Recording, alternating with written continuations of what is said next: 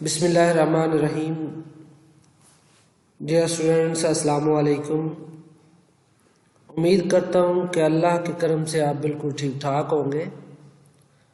प्यारे बच्चों, आज हमने chapter number 4 first year physics का topic work done by a variable force discuss करना है। वेरिएबल फोर्स जो होती है हमारे पास, हमने डिस्कस की थी कि एक ऐसी फोर्स जिसकी वैल्यू टाइम के हिसाब से चेंज होती रहे, उसको वेरिएबल फोर्स कहते हैं। तो अब हम वर्क डन को डिस्कस करने से पहले कुछ ग्राफ्स को हम डिस्कस करेंगे। तो हमारे पास सबसे पहले हम लेते हैं उस ग्राफ को जो हमारे पास डिस्कस करता है वर्क डन को बाय ए कांस्टेंट फोर्स। हम इस ग्राफ में देख रहे हैं कि हमारे पास वाई एक्सिस पे फोर्स है और एक्स एक्सिस पे हमारे पास डिस्टेंस है। एक फोर्स यहां पर हम लगा रहे हैं 5 न्यूटन की। 5 न्यूटन की फोर्स यहां तक वैल्यू पुट की जा रही है उसकी 5 न्यूटन, और वो 5 न्यूटन जो है वो चेंज नहीं हो रही है। देखिए हमारे पास डिस्टेंस तय हो रहा है, इधर को डिस्टेंस इंक्रीज हो रहा है, चेंज इन डिस्टेंस आ रहा है, लेकिन हमारे पास फोर्स की वैल्यू वही है। मीन कि अगर हम 5 न्यूटन इसको कंसीडर करते हैं तो ये हमारे पास 5 न्यूटन ही है। यहां तक हमारे पास डिस्टेंस जो है R1 से RI से RF तक कवर हुआ, लेकिन हमारे पास फोर्स जो है वो कांस्टेंट है। तो हम इसका क्या करेंगे, जैसे एरिया निकालते हैं रेक्टेंगुलर का, उसी तरह हम इसका जब वर्क डन निकाल लेंगे F मल्टीप्लाई बाय डी। ठीक है, तो उसके बाद हमारे पास ये ग्राफ है। हम क्या करते हैं कि अगर हमारे पास डिफरेंट फोर्सेस के साथ डिस्टेंस तय किया जाए, जैसे यहां पे दिखाई दे रहा है आपको कि एफ ए लगी, तो डिस्टेंस यहां से लेके यहां तक डेल एक्स ए कवर किया गया। उसके बाद हमारे पास यहां पे देखें एफ बी जो है फोर्स यहां पे यहां तक लगी और उसके साथ डिस्टेंस यहां तक तय किया गया, जिसको हमने नाम दिया डेल एक्स बी का। इसी तरह हमारे पास एफ सी फोर्स लगी, तो ये यहां से लेके यहां तक फोर्स जो है वो हम कंसीडर कर रहे हैं, तो हमारे पास डिस्टेंस तय हुआ वो डेल एक्स सी है। इसी तरह बच्चों हमारे पास एफ डी फोर्स लगी, तो हमारे पास डेल एक्स डी यहां से लेके यहां तक डिस्टेंस कवर हुआ। इसी तरह एफ ई एफ एफ जो है हमारे पास फोर्सेस लगी और साथ में डिस्टेंस, हर फोर्स के जेर असर डिफरेंट किस्म का डिफरेंट जो डिस्टेंस है, डिस्टेंस इंटरवल है, वो हमारे पास तय हुआ। अगर हम इसका वर्क डन निकालना चाहें तो हम करेंगे पहले F1 के, फिर F2 से, फिर F3 से, F4 से, इस तरह हम इसका अलग अलग वर्क डन निकालेंगे। फिर हम सबको क्या करेंगे, कैलकुलेट करेंगे, प्लस करेंगे, तो हमारे पास टोटल वर्क डन आ जाएगा। लेकिन हम जानते हैं कि फोर्स कभी भी अपनी वैल्यू जो है वो एकदम से चेंज नहीं करती, वो आहिस्ता आहिस्ता चेंज करती है। यहाँ पे देखें, अगर यहाँ पे हम कहते हैं 5 न्यूटन या 6 न्यूटन है, ठीक है, तो अचानक से 7 न्यूटन नहीं होती, वो 6 से आहिस्ता आहिस्ता 7 की तरफ जाती है। फिर 7 से अचानक 8 नहीं होती, वो आहिस्ता आहिस्ता 8 की तरफ कवर करती है। उसके बाद 8 से 9 अचानक से नहीं होती, बल्कि आहिस्ता आहिस्ता वो 8 की 9 की तरफ जाती है। तो इसलिए हमारे पास पता चला कि हम तो यहाँ पे बहुत सारा वर्क डन जो है वो मिस कर रहे हैं। तो फिर हमने क्या किया, इसको और मजीद छोटे छोटे हिस्सों के अंदर डिवाइड किया। ये देखें जरा, हम कहते हैं कि हमारे पास फोर्स 0 थी, डिस्टेंस 0 था, फोर्स लगनी शुरू हुई, इस तरफ को फोर्स शो हो रही है, इस तरफ को हमारे पास डिस्टेंस शो हो रहा है। हमने फोर्स लगी, फोर्स के साथ साथ फोर्स भी अपर साइड को वाई एक्सिस के साथ मूव कर रही है और साथ साथ डिस्टेंस भी कवर हो रहा है, तो हम कहेंगे ये डिस्टेंस के साथ साथ कवर हो रहा है। फिर फोर्स काम करनी शुरू कर दी, डिस्टेंस कम होते होते होते होते दोबारा अपनी फाइनल पोजीशन पे चला गया। अब यहाँ से लेके 0 से लेके ये 3 तक हमारे पास डिस्टेंस कवर हुआ और हमारे पास फोर्स जो है यहाँ तक हाई पीक तक 1 न्यूटन तक लगी। ठीक है, इस तरह हमने क्या किया, इसको बिल्कुल स्मॉल इंटरवल्स के अंदर चेंज कर लिया।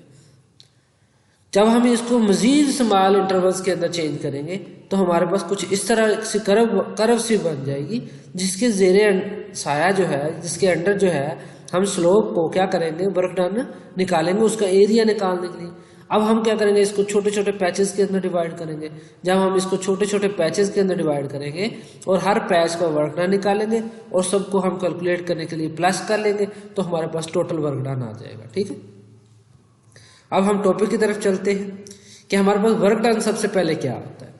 The product of magnitude of the displacement and the component of the force in the direction of displacement is called work. ये हमारे पास वर्क की डेफिनेशन है। हम ये भी कह सकते हैं कि हमारे पास product of force and distance is called work. अगर कोई काम करता है, अगर कोई बॉडी जो है एक जगह से दूसरी जगह जाती है किसी फोर्स के लगने से, डिस्टेंस तय करती है A to B पॉइंट, तो हम कहते हैं उसने काम किया। अगर आप क्या करते हैं, वजन उठाते हैं, फोर्स लगती है और आप पूरे ग्राउंड का चक्कर निकाल के वहीं पे ला के रख देते हैं, तो फिजिक्स कहती है कि नो वर्क डन, कोई भी काम नहीं हुआ। तो work done by a variable force, ऐसी फोर्स जो चेंज होती है, उसके जरिए हमने वर्क डन फाइंड करना है। Consider a variable force act on a body which displaces it from one point two another point. किस तरह, ये देखिए हमारे पास पॉइंट A है, हम यहां से लेके पॉइंट B तक अपने ऑब्जेक्ट को लेके गए फोर्स लगाते हुए। अब हमने क्या किया, इसको छोटे छोटे डिस्टेंस के अंदर डिवाइड कर दिया। हमने यहाँ पे जूम करके रखा हुआ है किस्म का कि हमारे पास यहाँ से लेके हमने क्या किया, यहाँ तक एक इंटरवल बना लिया, यहाँ से लेके यहाँ तक 2, यहाँ से तीसरा, चौथा, पांचवा, छठा और n इंटरवल्स बना लिए। ठीक है, हम क्या करेंगे कि यहाँ पे जो फोर्स लग रही है F1 कहलाएगी। हमारे पास जो एंगल बन रहा है फोर्स और डिस्टेंस के दरमियान, वो हमारे पास θ1 कहलाएगा। उसके बाद हमारे पास यहाँ पे डिस्टेंस जो कवर हो रहा है, डिस्प्लेसमेंट है, चेंज इन डिस्प्लेसमेंट है, डेल D1 है। बाद बच्चे इसमें परेशान हो जाते हैं कि यहाँ पर डेल D1 ही क्यों लिखा, हमारी बुक में तो जी डेल X1 था, या हमारी बुक में तो डेल Y1 था। बच्चों यहाँ पे आपने अपनी मर्जी के मुताबिक भी नाम दे सकते हैं डिस्टेंस को। आप डेल R1 भी लिख सकते हैं, डेल S1 भी लिख सकते हैं, डेल X1 भी लिख सकते हैं, डेल D1 भी लिख सकते हैं। तो ये आपने अपने मुताबिक जो है नेम्स रखने हैं और उसको फिर याद भी रखना है। ठीक है, उसके बाद हमारे पास यहाँ पे देखेंगे हमारे पास F1 है, ये F2 है, θ2 है, डेल D2 है।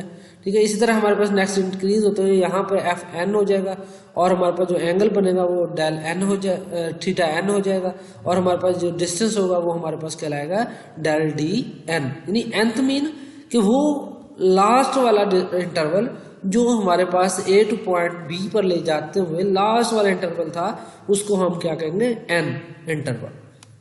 अब हम इसको अगर कैलकुलेट करना चाहें तो हम कुछ इस तरह लिखेंगे पहले कि हमारे पास we want to find out the expression of the work done by the variable force.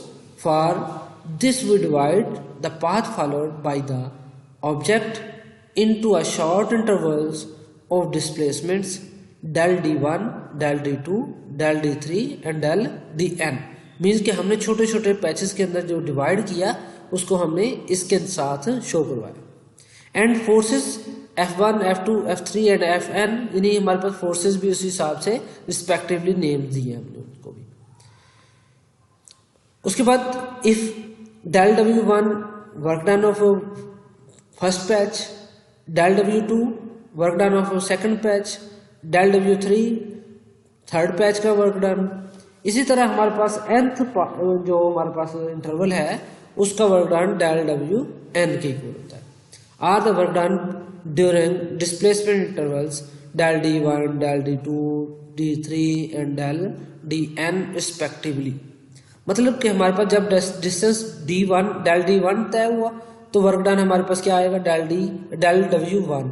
Del D2 हमारे पास होगा तो हमारे पास डेल W2 होगा, डेल D3 होगा तो हमारे पास डेल W3 होगा। इस तरह n तक जाते हुए हमारे पास डेल Dn के वर्क डन क्या होगा, del Wn respectively. Then the total work done W total by the variable force will be। अब हम क्या करेंगे, इसको सभी पैचेस का वर्क डन जो है वो प्लस कर देंगे।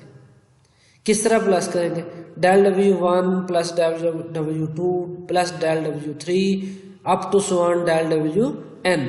हम इसको इक्वेशन नंबर 1 का नाम दे देते हैं। अब हमने क्या करना है, सब के अलग-अलग निकाल दें और हमने इसके अंदर प्लस कर देने, इसकी जगह पे पुट कर देने, तो हमारे पास टोटल वर्क डन निकल आएगा। देखते हैं कैसे निकालते हैं। सबसे पहले हम कहते हैं कि work done during displacement interval del D one. जब हमारे पास पहला इंटरवल था तो हमारे पास डेल डब्ल्यू वन उसका वर्क डन है, उसको हम कहते हैं कि F1 dot del D one. जब डॉट प्रोडक्ट को हम खत्म करेंगे तो हमारे पास आ जाएगा F1 del D one cos theta one, यानी कि यहाँ से जो एंगल बना थीटा वन उसकी वैल्यू यहाँ पे पुट करनी है आपने। उसके बाद हम इंटरवल नंबर 2 का निकालते हैं, is the work done during displacement interval del T two. तो हमारे पास del W two is equal to F2 dot del D two is equal to F2 del D two cos theta two. इस तरह हम third का निकालते हैं, ठीक है। Del D three is equal to del W three is equal to F3 del D three is equal to F3 del D three cos theta three. इस तरह हम निकालते जाते हैं आप तो सवान हम पहुंच जाते हैं किसी दरमियानी टर्म पे, ith टर्म पे। हम कहते हैं डेल डी आई जो है इज इक्वल टू होता है डेल डब्ल्यू आई के। अगर हम del W I work done निकालते हैं उसका तो हमारे पास एफ डी होता है, हम लिखेंगे F I dot del D I. तो हम जब इसकी वैल्यू पुट करेंगे तो हमारे पास डॉट प्रोडक्ट खत्म करेंगे तो हमारे पास आ जाएगा F I del D I cos theta. इस तरह हमारे पास ये टर्म आई आ जाएगी। फिर हम चलते जा रहे हैं और हमारे पास nth टर्म का वर्क डन निकालना है, तो हमारे पास nth पैच का जब वर्क डन निकालेंगे तो हमारे पास आ जाएगा del W N is equal to होता है F N del D N is equal to F N del D N cos theta N. ये हमारे पास थे इंटरवल्स के वर्क डन। अब हमने क्या करना है, इन सब को हमने पुट करना है इक्वेशन नंबर 1 के अंदर, जो कि हमारे पास कुछ इस तरह थी। W total is equal to del W1 plus del W2 plus del W3 up to so on plus del WN। यहाँ तक हमने क्या किया, इस सब को वैल्यूज को हमने यहाँ पे पुट कर दिया। ये हमने फर्स्ट को पुट किया, फिर सेकंड को, फिर थर्ड को, up to so on ith को पुट किया, फिर अप टू सो ऑन हमने nth इंटरवल के वर्क डन को यहाँ पे पुट किया। अब हमारे पास तो ये बहुत लंबी टर्म हो जाएगी, तो हम क्या करेंगे, इसको प्लस करना मुश्किल हो जाएगा। तो हम क्या करेंगे, इसका एक छोटा सा स्मॉल फार्मूला बनाएंगे जिसमें हम लिखेंगे कि हमारे पास वर्क डन टोटल जो है इज इक्वल टू होता है summation I is equal to 1, means कि हमारे पास हर आई की 1 वैल्यू इंक्रीज होती जाएगी। कहाँ तक, n तक, जहाँ पर nth टर्म होगी वहां तक। तो हमारे पास यहाँ के एफ आई है, यानी कि हमारे पास पहले टर्म में F1 होगा, फिर दूसरे में F2, फिर F3, फिर F4, 5, इस तरह Fn तक जाएगी, ठीक है। उसके बाद हमारे पास D डेल डी आई है, इस मीन के हमारे पास पहले इंटरवल से लेके, पहले पैच से लेके nth पैच तक ये हमारे पास वैल्यूज पुट करेगा I1 यानी 1 के इंटरवल से। उसके बाद हमारे पास आ जाएगी कोस थीटा आई, मीन के पहले पैच की वैल्यू, फिर दूसरे पैच की थीटा की वैल्यू, फिर तीसरे पैच के एंगल की वैल्यू, इस तरह वो एंगल्स की वैल्यू यहाँ पे पुट करेगा। उसके बाद ये nth तक जाएगा तो हमारे पास ये फार्मूला बन जाता है total work done by a variable force. तो हम लिखेंगे this expression of work done by a variable force. बच्चों उम्मीद करता हूँ कि आपको समझ आ गई होगी। अगर किसी तरह की डिफिकल्टी महसूस हो तो आप कमेंट के अंदर क्वेश्चन पूछ सकते हैं और हम इंशाल्लाह मिनिमम टू मिनिमम टाइम के अंदर आपके क्वेश्चंस का आंसर प्रोवाइड करेंगे। ओके बच्चों, अस्सलाम वालेकुम, फी अमानिल्लाह, अल्लाह हाफिज़।